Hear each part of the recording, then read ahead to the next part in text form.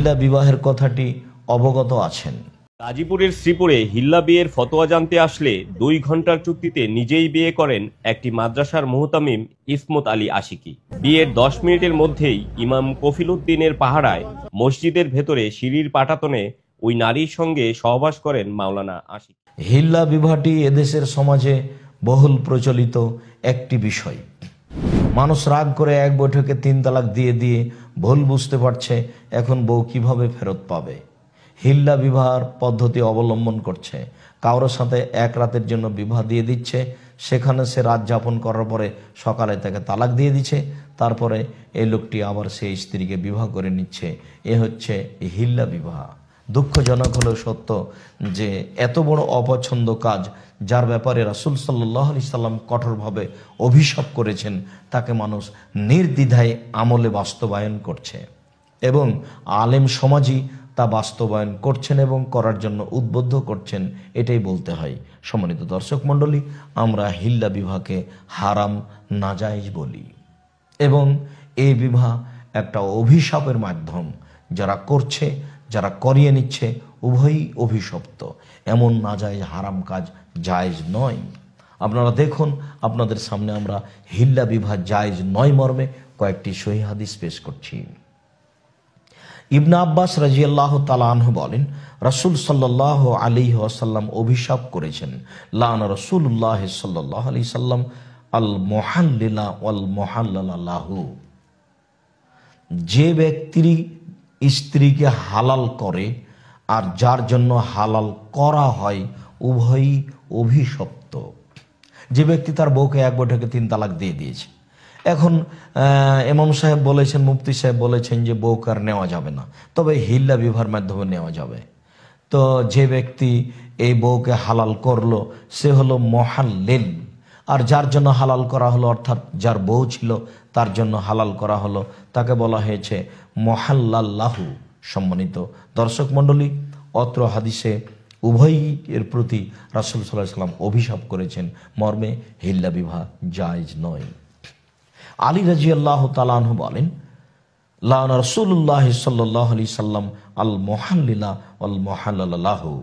যে ব্যক্তি হিল্লা বিবাহ পদ্ধতিতে কোনো মেয়েকে কোনো লোকের জন্য বৈধ করে, হালাল করে, তার উপরে অভিশাপ, এবং যার জন্য করা হয় তার উপরে অভিশাপ।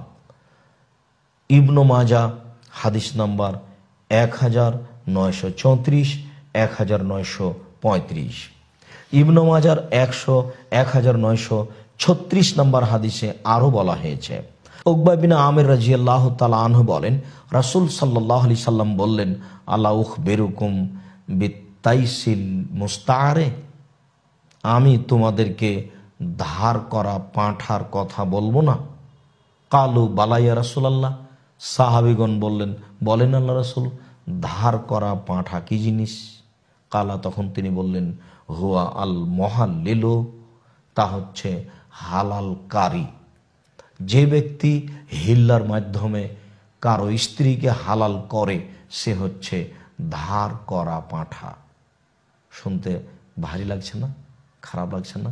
সম্মানিত দিনী ভাই বোন, এটাই এক শ্রেণীর আলেম বৈধ বলে সমাজে ব্যবহার করছেন, যা আপনারা খুব দিনের মতো অবগত আছেন। রাসূল সাল্লাল্লাহু আলাইহি সাল্লাম এই ভাষায় উল্লেখ করেছেন। তারপরের পরের বাক্যে তিনি বলেছেন, লানাল্লাহু আল মুহাল্লিলা ওয়াল মুহাল্লালা লাহু। যে ব্যক্তি হিল্লার মাধ্যমে কোনো ব্যক্তির জন্য মেয়েকে হালাল করে এবং যার জন্য করা হয়, উভয়ের উপরই অভিশাপ। এই দিকে যাবেন কেন? এক বৈঠকে মানুষ 3 তালাক দিলে 1 তালাক এটাই চূড়ান্ত। আল্লাহ তাআলা বলছেন, আর তালাক মারাতান, মানুষ তার বউকে ফিরিয়ে নেওয়ার ব্যাপারে 2 তালাক পর্যন্ত সুযোগ রয়েছে। এক বৈঠকে কেন? এক ঋতুতে, এক হাইজের মধ্যে এক ঋতুতে, অর্থাৎ এক পবিত্রতায় 1,00,000 কোটি তালাক দিলে 1 তালাকই হবে। কেননা আল্লাহ তাআলা বলছেন, তোমরা তোমাদের স্ত্রীদেরকে তালাক দাও তাদের ইদ্যতের মধ্যে। তো এক ইদ্যত সমান 1 মাস, 1 তহুর। তাহলে 3 তালাক হবে 3 তহুরে। আর এ ব্যাপারে অনেক সহিহ হাদিস রয়েছে যা আপনারা অবগত আছেন। কোরআন মাজিদে আল্লাহ তাআলা বলছেন বউ ফিরিয়ে নেওয়া তালাক হচ্ছে 2টি। রাসূল সাল্লাল্লাহু আলাইহি সাল্লাম এক বৈঠকে 3 তালাককে 1 তালাক বলে গণ্য করেছেন, আর বলছেন আমি যে সমাজে আছি সেই সমাজে তোমরা স্ত্রীদেরকে নিয়ে খেলতামাশা করো, ফিরিয়ে নাও তুমি তোমার স্ত্রীকে। রাসূল সাল্লাল্লাহু আলাইহি সাল্লাম এভাবে আদেশ করেন। সেইখানে ধার করা পাঁঠার মাধ্যমে বউকে আরেকজনের সাথে বিবাহ দিয়ে এইভাবে 1 রাত পরে ফিরিয়ে নিয়ে বিবাহ করতে হবে, এ আবার কেমন নোংরা হিসাব, যা রাসূল সাল্লাল্লাহু আলাইহি সাল্লাম কঠোরভাবে কঠিনভাবে নাকচ করেছেন এবং তার ভাষা এইভাবে ব্যবহার করেছেন। মর্মে সকল দিনই ভাই বোনকে আমরা অনুরোধ জানাচ্ছি, আপনারা হিল্লা বিবাহ থেকে বেঁচে থাকার চেষ্টা করুন।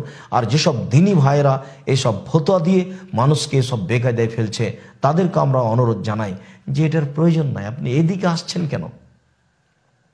এক বৈঠকে 3 তালাক বলে 3 তালাক হয়ে যাবে, এক বৈঠকে 1 তালাক, এক বৈঠকে 1 কোটি 1 লক্ষ কয়েক কোটি তালাক দিলে 1 তালাকই হবে, এটাই চূড়ান্ত। আমরা সমাজের দিন রাত এ কথাই বলে আসছি এবং কোরআন মাজিদের আয়াত এটাই বলে, সহিহ হাদিস এটাই বলে। মর্মে সকল দিন ভাইকে আমরা অনুরোধ জানাচ্ছি, আপনি কোনো কারণবশত যদি এক বৈঠকে বউকে 3 তালাক দিয়ে দেন তাহলে এটা 1 তালাক বলে গণ্য হবে। আপনি 90 দিনের মধ্যে সেই স্ত্রী ফিরিয়ে নিতে পারেন। 90 দিন পার হয়ে গেলে তাকে বিবাহের মাধ্যমে ফিরিয়ে নিতে হবে। কোনো দিন আবার তালাক হয়ে গেছে তখন আপনি তাকে 2 তালাক বলে হিসাব করে আবার স্ত্রী ফিরিয়ে নিয়ে সংসার করতে পারবেন 90 দিনের মধ্যে। এভাবে যখন 3য় বার ঘটে যাবে তখন আপনি আর স্ত্রী ফেরত পাবেন না, তখন অন্য জায়গাতে বিবাহ হবে। তখন সে কোনো এক সময়ে কোনো এক পর্যায়ে যদি তালাক দিয়ে দেয় তাহলে আপনি তাকে বিবাহ করতে পারবেন। এ আবার কোন মজাকীয় কথা যে রং করে বিবাহ দিবে, রং করে সকালে তালাক দিয়ে দিবে তারপরে আপনি বিবাহ করবেন। ধর্ম কি কোনো খেলতামাশার জিনিস? সম্মানিত দিনী ভাই বোন, এইভাবে দিন ধর্মের কথা জাতির সামনে পেশ করা আদৌ ঠিক নয়। সকল দিনী ভাই বোনকে এ ব্যাপারে আমরা সোচ্চার হওয়ার জন্য অনুরোধ জানাচ্ছি। আর যারা এসব ফতোয়া দিচ্ছেন তাদের ব্যাপারে আল্লাহর কাছে আমরা হেদায়েত কামনা করছি। আল্লাহ তুমি তাদেরকে সঠিক পথে নিয়ে আসো, তারাও যেন কোরআন এবং সহিহ হাদিস অনুযায়ী ফতোয়া দিয়ে সমাজকে সঠিক পথে পরিচালিত করার চেষ্টা করে। তুমি সর্বশক্তিমান, তোমার দরবারে এই দাবি রেখে আমরা আপাতত এই ফতোয়াটি এখানে শেষ করছি। আল্লাহ আলাম বিসসাওয়াব ওয়া সাল্লাল্লাহু আলা নবী ওয়া সাল্লাম।